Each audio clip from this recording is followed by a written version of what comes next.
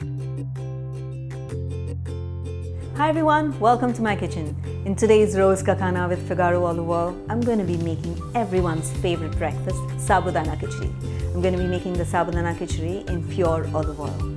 Did you know olive oil helps boost the immune system? So if you have children, it's great to include this oil in their everyday diet.